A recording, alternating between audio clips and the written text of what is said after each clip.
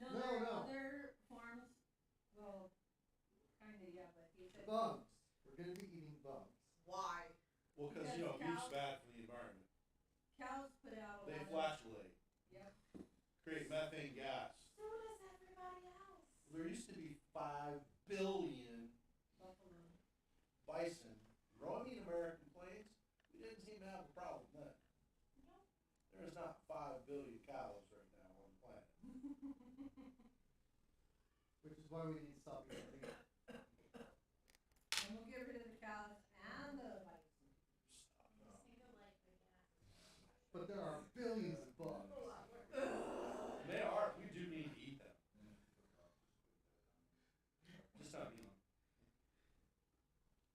Paul, if you start eating bugs, go for it. I will salute you. I am not doing that though. Jason and Jude will be fine. I'm waiting for the world elites to start eating bugs. And then I'm like, okay, I will follow your lead. There was a time when like lobster was considered like roaches. Oh, yeah. So It like, was I mean, it will just Poor change. people's food. Yeah. They gave it to people in prison. Yeah, so it'll shift. We'll be the one day eating cockroaches like this is a delicacy. Oh, I love it. By the way, are we live now? Yep.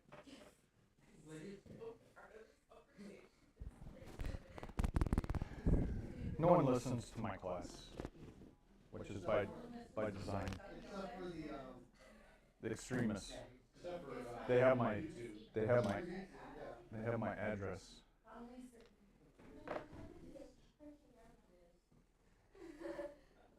Denied. So bad.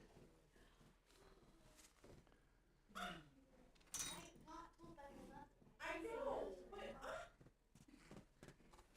barely have work for it. Megumi, you can't just show up late and demand people's babies. Oh. He's just joking with you, Megumi. You're gonna have to work on your humor bone. Work with all your rights when you're lazy. See, your daughter was here Yes, you on time.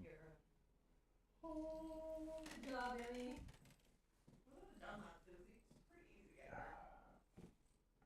For a relay. Oh, wait. This is probably it, huh? Well, I know either Corey or Anna will be here. Emma's on her way. Okay. So she said. All right. Good morning. Start with let's open up with prayer. Does anybody want to volunteer? Justin? Dear Heavenly Lord, thank you for gathering us here on this cool, wonderful day. It is Sunday for us. Please help us to listen very closely to what our teacher has to say to us, and help us go throughout today with a good heart and open mind about what's being taught. In His name, amen. Amen.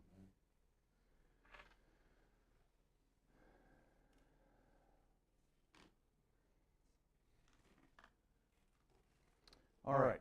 So last weekend, we'll do a quick review. We discussed a couple key items that are leading up to the entry of Muhammad that play a big role in his advancement. And I know we've kind of talked about a couple of these in the past, but just worth mentioning again. So I'll review these for those people who were gone last weekend. So the first of those was the Kaaba. So the Kaaba is the most ancient shrine of Islam that, according to their tradition, dates back to Abraham. So according to Muslims, Abraham and Ishmael built the Kaaba in Mecca. The secular view, there's not really any data that shows when the Kaaba was initially built, so it's unknown but they do know it was destroyed and at some point rebuilt. I shouldn't say destroyed. It was stripped clean, and then it was rebuilt back up in 608 AD. And I'll get to that. So at the time of its final pre-Islamic construction, at its height in Mecca, it housed over 360 idols. So it was there to accommodate all the gods of the tribes of Saudi Arabia. Turn this on. So its official name is Beit Allah. We talked about how that's similar to Beth El, which means the house of the Lord. Beit Allah means the house of Allah. And then we'll be talking about the Quraysh tribe. So it was rebuilt by the Quraysh tribe. And it housed over 360 idols. Also, there's a key item is the black stone. So it's believed that the black stone existed well before this 3rd century. It wasn't yet integrated in as part of the Kaaba. It was more of a similar to Israel when they would, a major event, they would set up a stone as a landmark or a milestone. So it was an object of worship, but it was placed at places of importance, and it was usually assigned a guardianship by a tribe. So a tribe would take ownership of the Kaaba. The black stone. So it's believed by the Muslims that the stone was given to Ishmael by the archangel Gabriel during the building of the Kaaba.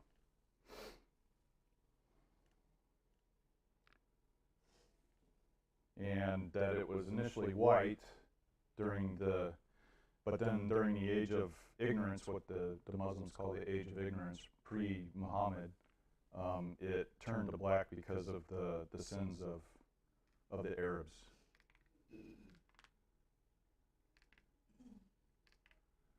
So as we'll read, its significance was solidified by Muhammad. So as we get into Muhammad's life, the black stone becomes a significant part of his journey. And it also acted as a source of unity between all the tribes.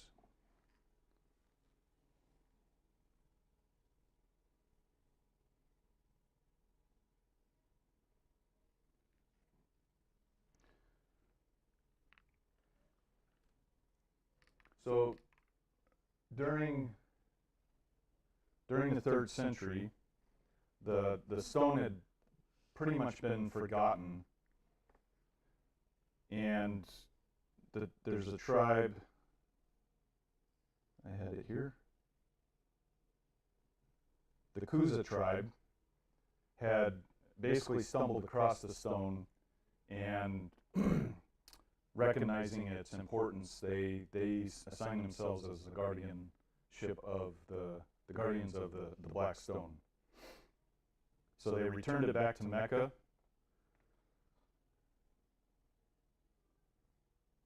And from there, it became as much of a source of worship as it was as money, as a moneymaker. So it became a part of tourism to Mecca.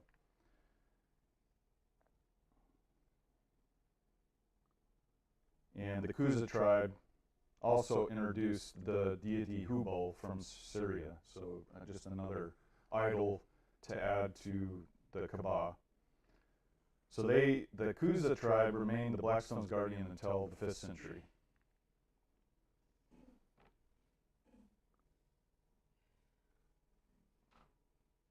And then we have, so we had the Kaaba, the Black Stone, and then we have Mecca. So, according to Muslims, the Mecca is of such great importance because it was the town that Abraham took young Ishmael and Hagar, and that's where they set up their homestead. And then from there, there's a poem slash history according to the Muslims that Ishmael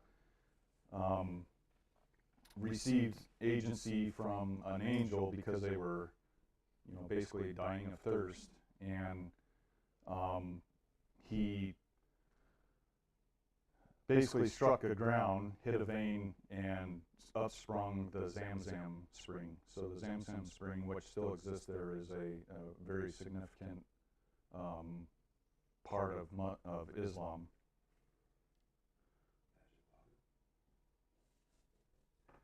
And then the secular viewpoint on Mecca's origin is that it basically replaced three key trading points with other nations. So we discussed that. And we'll talk about why. So it was at a position, it was oriented in a location that was ideal for trade, both to the northern nations and to India. And it also was a gateway to the Bedouins. So it was in a key, central location that offered trade to the majority of the surrounding nations.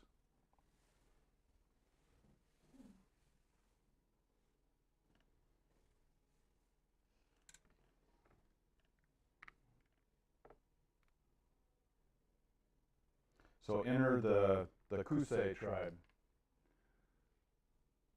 Let's see.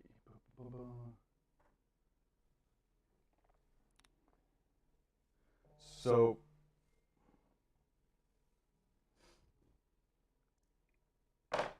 the Kusai tribe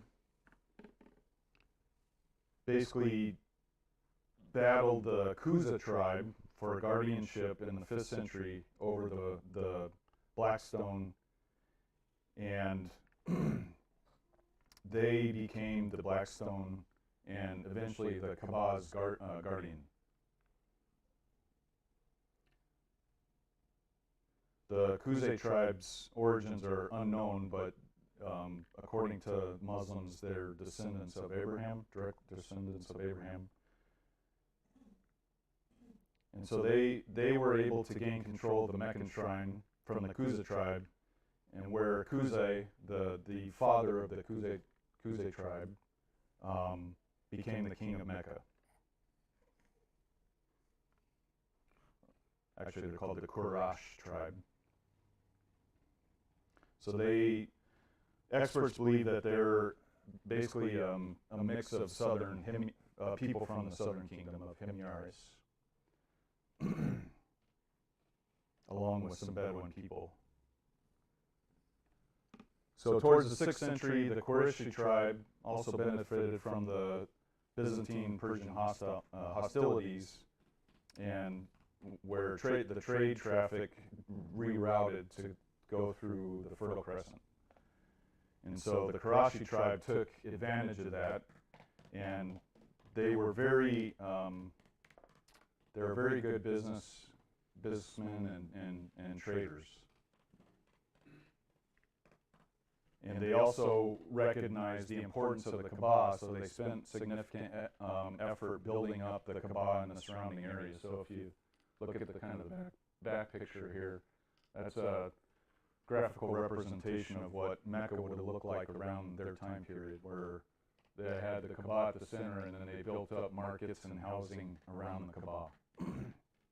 So Mecca became a focal point not only for trade, but for worship and commerce. So the Quraysh tribe were very successful in utilizing religion as a source of commerce because all of the surrounding tribes would come to Mecca.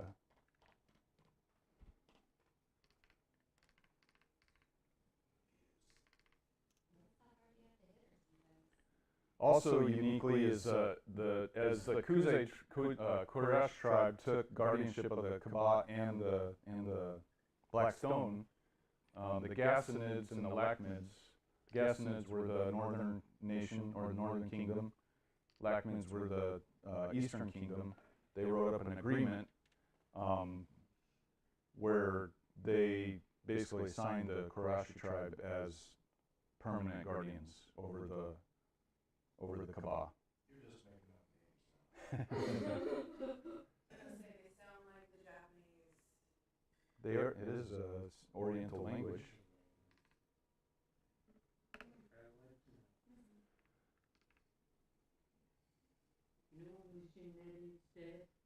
So the Qurashi tribe was successful in establishing relationships with the Bedouin, as we'll see when we discuss Muhammad's early life.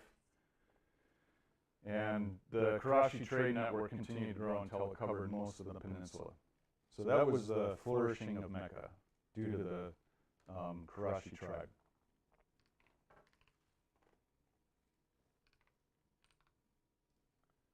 And then we also talked about the Martaba, which is basically kind of a banking system. So they, as their trade became more successful, they would invest money and build up larger trade depots, and they would take which would allow them to take a longer journey and offer more stuff when they traded. So of those journeys were the winter and summer journey. The winter journey was south to the southern part of the peninsula, and then the northern journey was to Gaza, where they traded with the people at the Mediterranean. Obviously, Palestinians.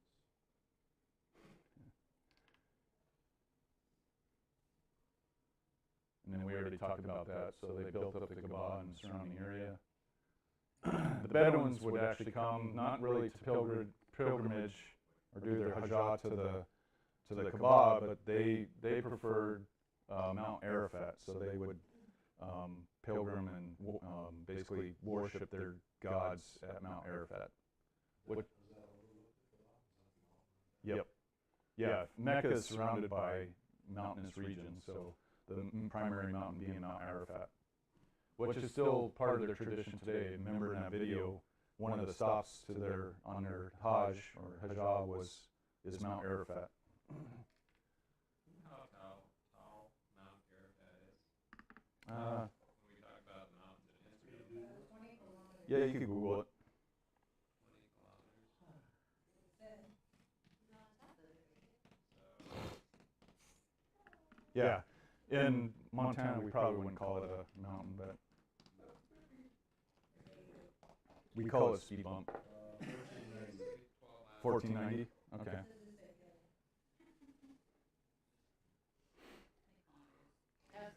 Also during the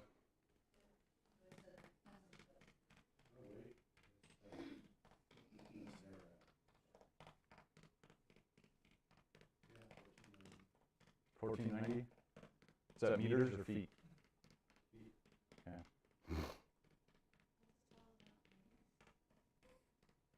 1490, 1490, or 14,900. 1,400. Yeah. Okay. 10 times smaller than Mount Rainier. Not the same size as Green Mountain. Also, Green Mountain's probably taller. Oh, yeah, it's a little bit taller. also the Quraysh tribe incorporated popular idols, female idols such as Arabia, Alat, Manat, and Al-Uzza. And at this time, prior to Muhammad, Allah was insignificant in relation to the Kaaba. But we did talk about how they had images of Mary and Jesus inside the Kaaba. So basically pandering to every religion they could think of. Oh, so it's like the hill of the, where Paul walked up and saw the, thing for the unknown God. The hill with the thing in Um, Athens? Athens? yeah. How so? Yeah. Huh? You talk about Paul's when he visited that site that had a whole bunch of different gods in it, and he Yeah. was saying, "Oh, I actually know what this one is," as part of his ministry. Yeah, it's part of the thing, right? When it was going down towards, See, I think maybe the There are people that they try to discredit Muhammad in that he draws a lot of his Quran experiences from the New Testament, such as that. And we'll see that when Muhammad goes up to Mount Arafat to pray. This is the same hill that Abraham was gonna sacrifice Isaac. that's not Moriah. It's not the same. The one that That's up in Noah's boat was supposed to get stuck on, right? that's Ararat. So, yeah, which is 16,000 feet tall in Turkey. Oh. they're at least a good 1,000 meters, I guess. Okay. They were recorded. Or like 400. They both start up there. I mean, it's easy for you. Rat, fat, Matt, cat. All right, so prior to entry of Muhammad, the Kaaba exists, the Black Stone is in Mecca, and Mecca is already thriving as a trading and worship hub. But due to the Quraysh tribe. The Quraysh tribe is a very resourceful tribe. So enter Muhammad.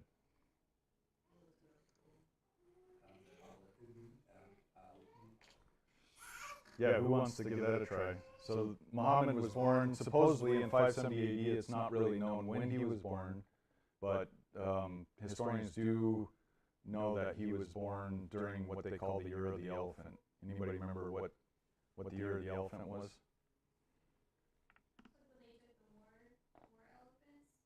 Right. So they're the king, the leader of the southern tribe from the Christian from Ethiopia, took a war elephants up to Mecca and tried to destroy the Kaaba. No. Elephants in mountains don't ever really work.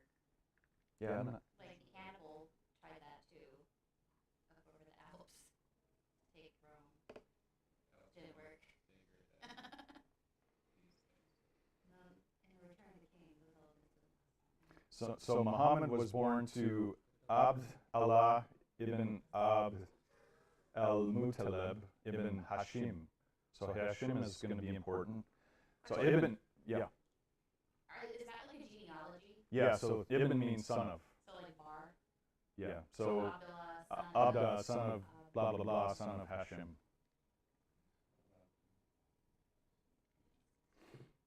So he was orphaned to his uncle Abu Talib, and then he was also cared for by an Ethiopian nurse. Speculation that she was a Christian. So Muhammad was born of the Quraysh tribe. So he comes from a poor part of the Quraysh tribe, clan of the Quraysh tribe. Also, something important to note is the grandsons of the founding father of the Quraysh, who was Qusay, who was the one that basically began building up the Kaaba. His grandchildren, his grandsons, were Hashim and Abd. And so, as tradition lists, they had a falling out, or Abd Shams. So those two grandsons had a falling out, where Gore would pursue, and the relations between their descendants, the Hashimis, and the Umayyads. The Umayyah was the son of Abid Shams. So there's basically war that's continually building up between the two descendants of Qusay. Yep, within the tribe. So they split and became the Hashimi tribe and an Umayyad tribe. And this is essentially the birth of the divide between the Shia and Sunni. So the Shia claim to be from one Hashmi, and the Sunni claim to be from the Umayyad. And the reason why there's continuing strife between the Shia and Sunni is because of their claim on who is the rightful successor to the Caliph, the Caliphate. So that's where that stems from. It's a war that goes back all the way to the 6th and 7th century.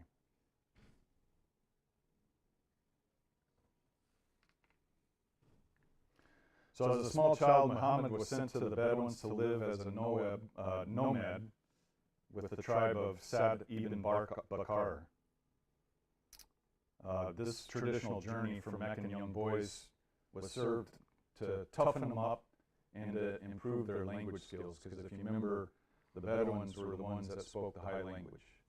So the Meccans established a relationship with the Bedouins, and they would send their young boys to live with the Bedouins to learn their lifestyle and to teach them their language, which almost seems reverse, right? Send them to a nomadic tribe to be educated instead of, the nomadic tribe sending them to a established urban city to be educated. Sounds like Spartan boys. Conquer, sorry. I just Agree with I just drew that parallel from Dune. As I keep reading this, it's like I swear the author had he must have spent a lot of time studying the Bedouin, because I see if I had an imagination, I would have the way he portrays the Sand people is how I would have kind of saw the Bedouin people. You probably don't understand if you haven't read it. Anyway, so this experience, when Muhammad goes to live with the Bedouins, establishes a lasting relationship with them. But it also increases his wariness of them, because he notices that they are a kind of wild people. And it also helps him to understand the ties between Mecca and the Bedouins. And this will become important. It also geared Muhammad to be the most effective mediator between the settled people, what they call Hadar, and the Bedouins. Remember, settled people or Hadar are kind of the cultured people. That would be Mecca.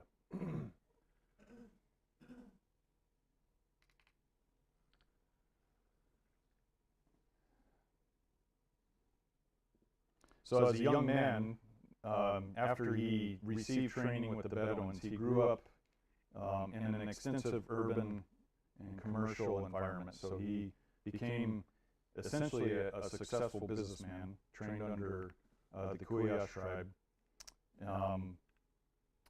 And he was also embedded within the nomadic environment. So in 610 AD, so roughly, was he 40 years old? He began receiving revelations, according to Muslim tradition.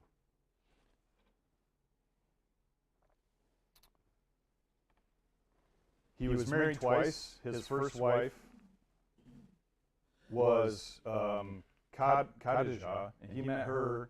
Khadijah was a successful businesswoman. So because the majority of Mecca was, or the Quraysh tribe was from the southern kingdom, the Himyarish tribe, women were much more independent within the southern tribes. So they, conducted business. They weren't just, stay-at-home mothers. So Khadijah reached out to Muhammad to be a part of her business trips to Syria. So he started conducting her business affairs with Syria. And through that, he established a relationship with her and married her. She was an older woman, and she was also a widow at the time. So they had 6 children, 4 girls and 2 boys, and both boys died during childhood.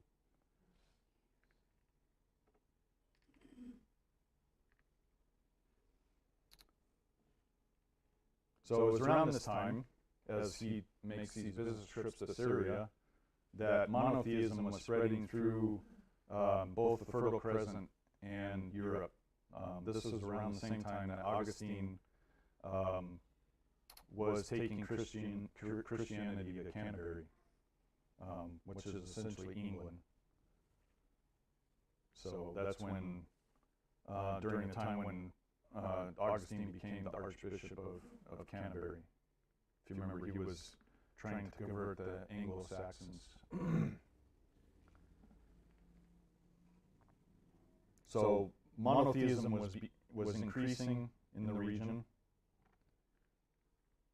and it was speculated that Muhammad was influenced by the spread of Christianity, as he himself would retreat to Mount Arafat and meditate and submit to worship to Allah. So he chose to follow one God instead of his tribe's tendency to follow all the gods.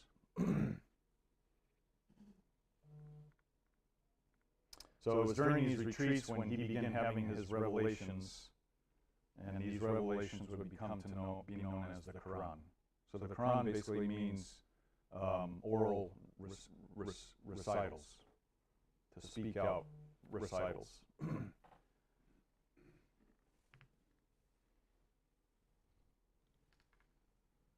So according to tradition, as Ishmael received the black stone from Allah via Gabriel, Muhammad received from Allah a living word.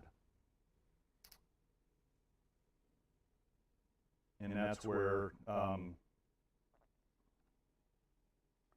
the living word was basically a recitation revealed by Gabriel to Muhammad, and that's why, therefore, the first word in the Quran is to recite, or it says recite, get ready to pronounce orally.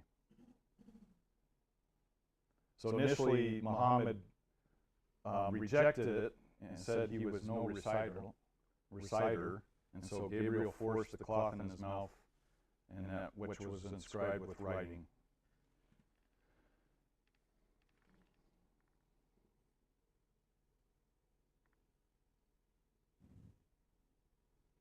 So as Muhammad began sharing these recitals to the people of Mecca, they began seeing him more as a kahin, or kohen, a priest. And then later, Muhammad would come to dislike being thought of as a priest. And he also disliked the form of poetry that priests would use in the high tongue. And so he created his own form of poetry, essentially, which is what he calls recitals. And that's what the Quran is.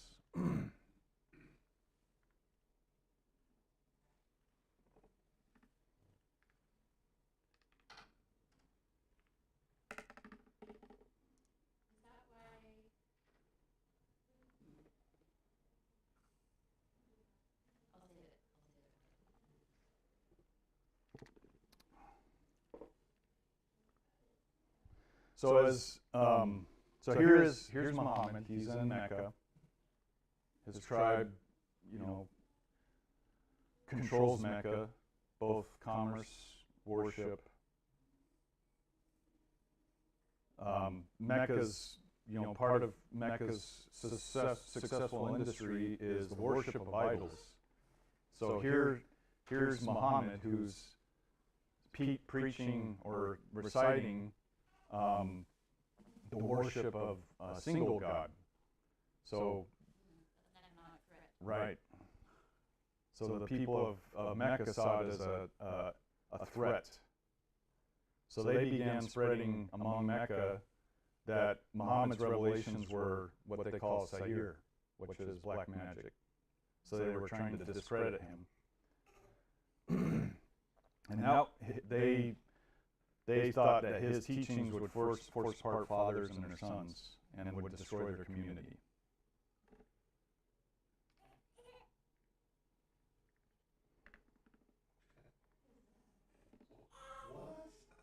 What? What is that? That's the movie Exile. You've never seen it?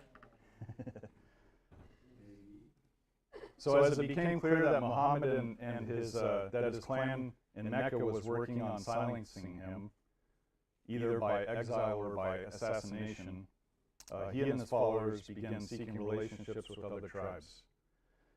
And they eventually established a relationship with the people of Yathrib. So many of the people of Yathrib were immigrants from the south as well, the Himyar's kingdom, and they were either Judaized Arabs or Arabized Jews. But legend suggests that they were refugees from Nebuchadnezzar's persecution.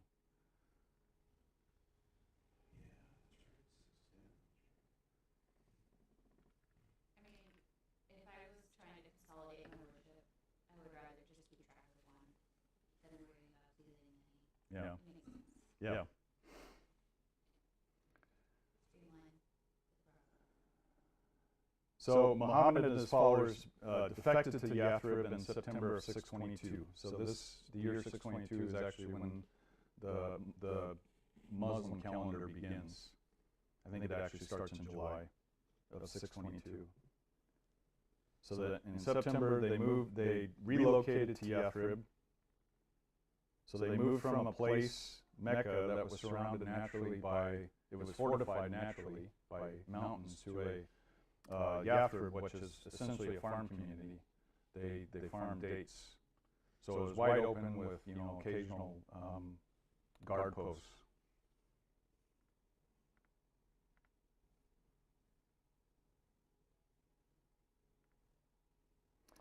Yathrib is also considered one of the more literate towns in Arabia outside of the Lakhmid and Ghassanid kingdoms.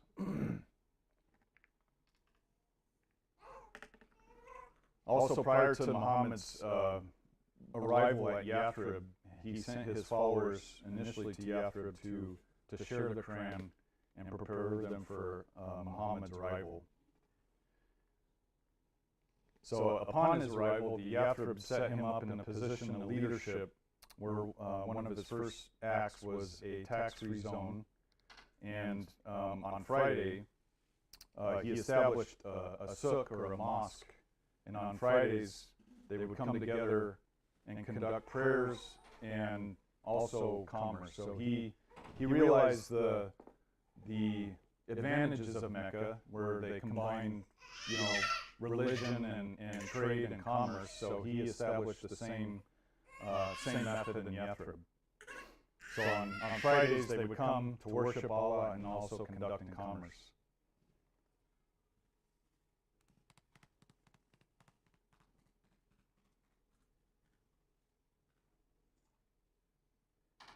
So Muhammad understood that to be effective would be to implement a religion that would require as little change as necessary, because they would already meet on Fridays. They would call it like a great market. So they come together on Fridays to conduct and trade, and they're already essentially a monotheist city.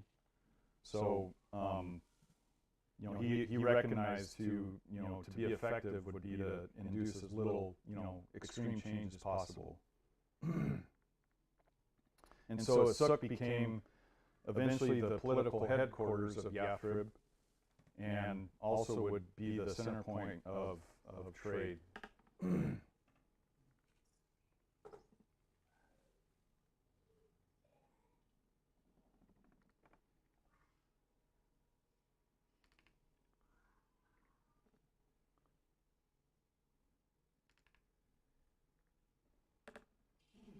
Is that noting the city of Jerusalem? So in Yathrib, Muhammad's monotheism began to take a formal doctrinal shape.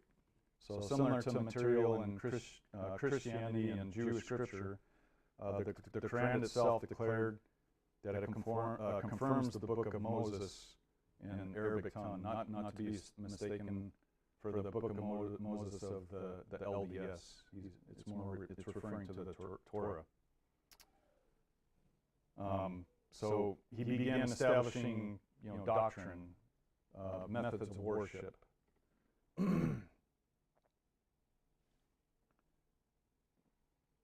So then as time progressed, Yathrib became known as Madinat al-Nabi, the city of the prophet, which is also referred as al-Madinah or Medina. So Yathrib became Medina, which is just north of Mecca, about 200 or so miles. And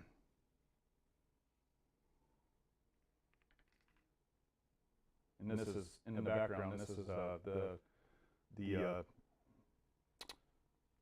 Mosque of Medina, in Medina. I think it's the second most holy place in Arabia.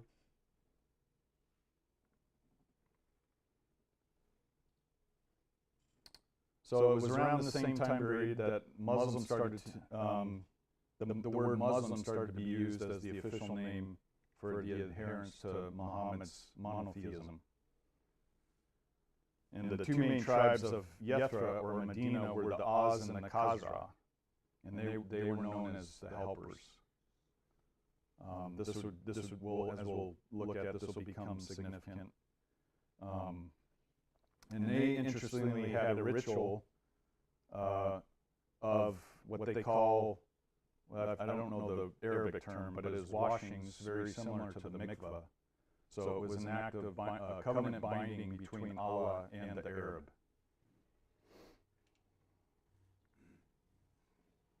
That tradition still exists, right? Every prayers are accompanied with washings? I'm not sure. I'd have to look at that. I know it's not a submerged. Yes, like 5 times a day. I'm pretty sure that there's a washing that occurs right before the prayer. I believe this was a full immersion. All right, so that's all I have for the appearance of Muhammad. Next weekend we'll start getting into his. So he's been kicked out of Mecca. So then we're going to go into the Raid of Badr and also his return to Mecca, which is not really a peaceful event. Okay, any comments or questions?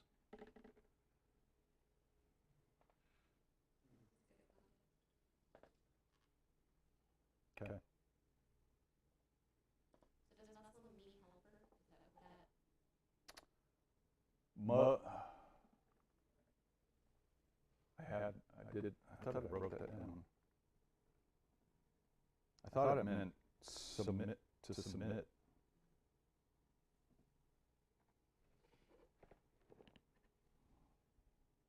I'm sure a quick Google would answer that. What's that? One who submits. Yeah.